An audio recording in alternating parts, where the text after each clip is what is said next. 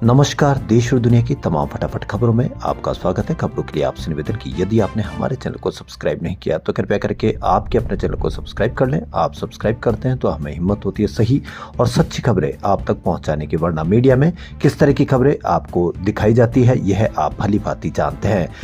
अगर अभी भी आपने अपने मुद्दों की चर्चा, अपने बेरोजगारों की चर्चा नहीं की तो मीडिया आपको बिल्कुल गुलाम की तरफ बना देगा, क्योंकि मीडिया पर बांग्लादेश की पल पल की क्रिकेट के लाइव स्कोर की तरह आपको खबर दिखा रहा है, लेकिन वह इंदौर की खबर जिसमें शुद्ध पानी मिलना चाहिए, वहां दूषित पानी पीने से अब तक कई लोगों की मौत हो चुकी है, लेकिन वह बांग्लादेश के किसी भी व्यक्ति की मौत होने पर पूरे दिन भर मीडिया नफरत जहर उगलता है। लेकिन इंदौर जैसे शहर में दूषित पानी पीने से अब तक कई लोगों की मौत हो गई, उस पर कितनी चर्चा आपने देखी है, कितने सवाल आपने उठाए हैं, वह बिल्कुल नहीं दिखाएगा। क्योंकि यदि इंदौर की दूषित पानी की अगर आपको खबर दिखाएगा तो आपके मन में सवाल उठेंगे, और वही सवाल वह चाहता नहीं है कि मीडिया आपके मन में कोई सवाल उठे।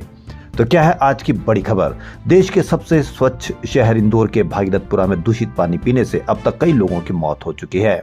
150 से ज्यादा लोग अलग अलग अस्पतालों में भर्ती हैं। बुधवार को भागीरथपुरा में 5 माह के अभियान साहू समेत 4 लोगों ने दम तोड़ा। अभियान की मां का कहना है कि सरकार बच्चों की मौत क्यों नहीं बताती। निश्चित तौर पर और भी बच्चे दूषित पानी का शिकार हुए होंगे।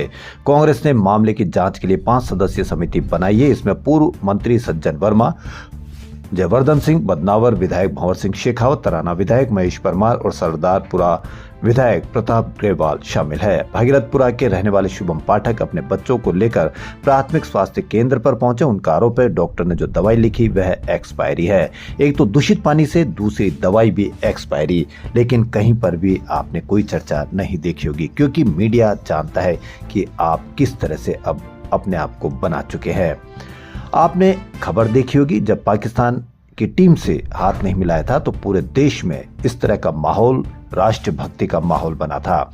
लेकिन भारत के विदेश मंत्री एस जयशंकर ने ढाका में पाकिस्तानी संसद के स्पीकर अय्याज सादिक से मुलाकात की।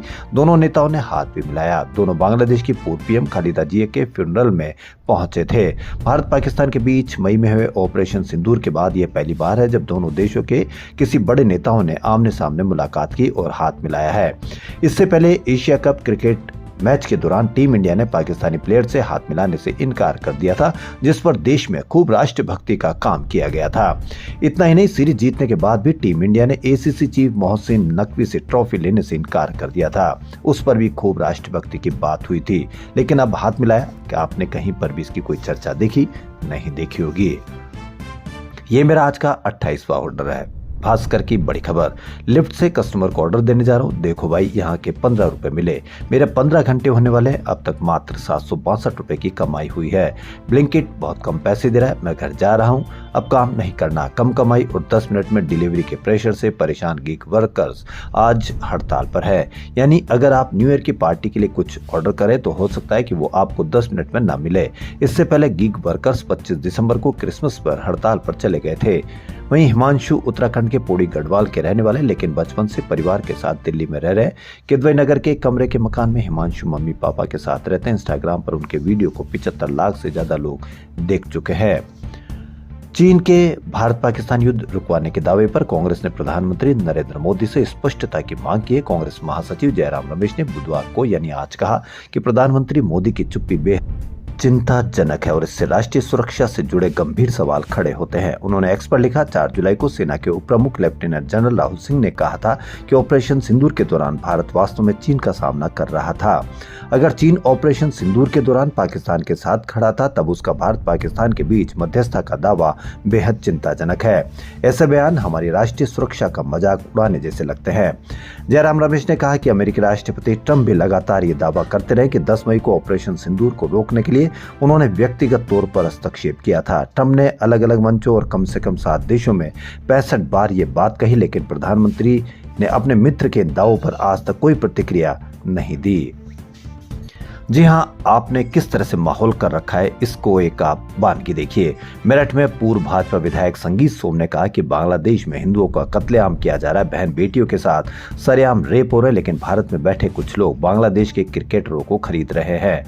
शाहरुख खान जैसे गद्दार बांग्लादेश के क्रिकेटर रहमान को 9.5 करोड़ रुपए में खरीदते हैं। ये देश बर्दाश्त नहीं करेगा। अगर रहमान जैसे खिलाड़ी भारत में खेलने आएंगे तो वह इस देश से बाहर कदम नहीं रख पाएंगे।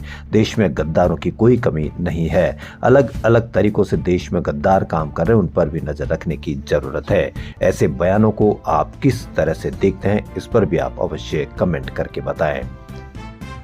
देश और दुनिया की तमाम फटाफट खबरों में फिलहाल इतना ही। धन्यवाद।